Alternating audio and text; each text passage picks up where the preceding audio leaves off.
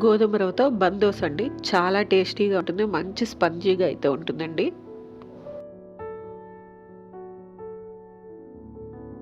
Hi hello నమస్తే. Welcome back to Eshwari creations for all అండి. ఎంతో healthy and tasty breakfast recipe అండి. చాలా సింపుల్గా చేసుకోవచ్చు. పప్పులు ఏవి నానైనప్పుడు గోధుమ రవ్వ అనేది ఇంట్లో ఉంటుంది కదండి. దీంతో బందోస్ వేసుకున్నాం అనుకోండి, చాలా టేస్టీగా ఉంటుంది. దీనికి వచ్చేసి 1 కప్పు గోధుమ రవ్వ, దాంట్లో హాఫ్ కప్పు, ఏ కప్పు అయితే తీసుకున్నావో హాఫ్ కప్పు పెరుగు, ఆ హాఫ్ కప్పు వాటర్ వేసేసుకొని మెత్తగా మిక్సీ అయితే పట్టేసుకోవాలండి. అంతే. దీంట్లో బియ్యపు రవ్వ కానీ పిండి కానీ ఇంకేమి వాడక్కర్లేదు. ఇలా మెత్తగా పిండి ఆడించుకున్న దాన్ని పక్కన పెట్టేసి ఒక 10 నిమిషాలు రెస్ట్ ఇచ్చేద్దామండి. ఎవరైనా కనుక ఫస్ట్ టైం మా ఛానల్ చూస్తున్నట్టయితే, వీడియోస్ నచ్చినట్టయితే లైక్ చేయండి, షేర్ చేయండి, సబ్స్క్రైబ్ అయితే తప్పకుండా చేసుకోండి. బెల్ ఐకాన్ ప్రెస్ చేశారనుకోండి, నేను పెట్టిన ప్రతి నోటిఫికేషన్ మీ వరకు వచ్చి చేరుతుంది. ఇప్పుడు ఒక కడాయి పెట్టుకొని దాంట్లో కొంచెం నూనె వేసుకొని ఆవాలు జీలకర్ర వేసుకోవాలండి. ఇవి బాగా వేగిపోయిన తర్వాత దీంట్లోకి ఉల్లిపాయ తరుగు, అందులోనే నేను అల్లం వేసుకుంటున్నానండి, పచ్చిమిరపకాయలు. ఇవి 2 కంపల్సరీ వేసుకున్నాం అనుకోండి, ఈ బందోస్ అనేది చాలా బాగుంటుంది. ఇవే కాదండి, మన ఇంట్లో ఉన్న కూరగాయలు ఏముంటే అవి సన్నగా తురిమేసి కూడా వేసుకోవచ్చండి. నేనైతే ఇంట్లోకి క్యారెట్, కాలీఫ్లవర్, బీట్రూట్ కూడా వేస్తున్నానండి. పిల్లలు కొంతమంది ఇవన్నీ తినరు కదండి. అలాంటి వాళ్ళకి ఈ బందోస్లో వేసి పెట్టామనుకోండి, ఇష్టంగా అయితే తింటారండి. ఇలా వేయించటం వలన ఇవి కొంచెం సాఫ్ట్ అయ్యి మన బందోస్ అనేది కూడా చాలా బాగా వస్తుంది.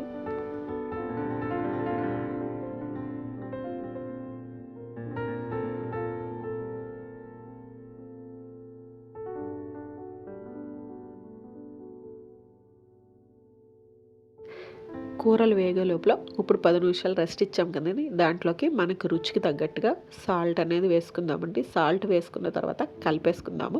ఈ పిండి ఈ విధంగా ఉంటేనే మనకి బందోస్ అనేది బాగా వస్తాయండి. ఇప్పుడు మనం ముందరగా వేయించుకున్న కూరల్ని నేనైతే వేడిగా ఉన్నప్పుడే వేసేసుకుంటున్నానండి. మీకు టైం ఉంటే చల్లారకు కూడా వేసుకోవచ్చు. ఇది బ్రేక్ఫాస్ట్ రెసిపీ, అప్పటికప్పుడు ఇన్స్టెంట్ అని చెప్పాను కదండి. నేను టైం చాలక వేసిన, ఎవరైనా టైం ఉంటే చల్లారాక వేసుకోండి.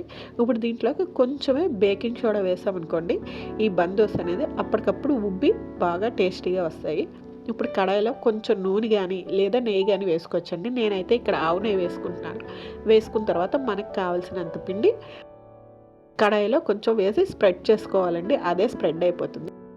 ఇప్పుడు అది కాలిన తర్వాత మన కడాయి అనేది వదిలేస్తుంది. అలా వదిలేసాక ఇలా ఎర్రగా అవుతుంది. అప్పుడు దీన్ని ఫ్లిప్ చేసుకోవాలండి. దీనిపైన ఎటువంటి మూత కూడా పెట్టుకునే అవసరం లేదు.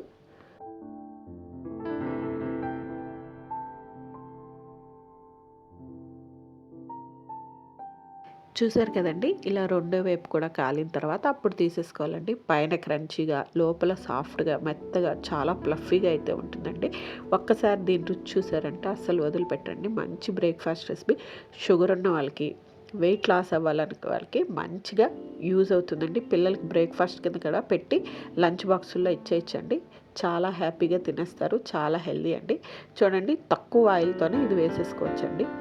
చూసారు కదండి, మంచి స్పాంజీగా ఉండి క్రంచీగా ఉండి బందోస్ అయితే రెడీ అయిపోయింది. ఎవరైనా ఫస్ట్ టైం నా ఛానల్ చూస్తున్నట్టయితే, వీడియోస్ నచ్చినట్టయితే లైక్ చేయండి, షేర్ చేయండి, సబ్స్క్రైబ్ అయితే తప్పకుండా చేసుకోండి. బెల్ ఐకాన్ ప్రెస్ చేశారనుకోండి, నేను పెట్టిన ప్రతి నోటిఫికేషన్ మీ వరకు వచ్చి చేరుతుందండి. థ్యాంక్ యూ అండి. Thank you so much for watching. మళ్ళీ కొత్త వీడియోలు కలుద్దాం.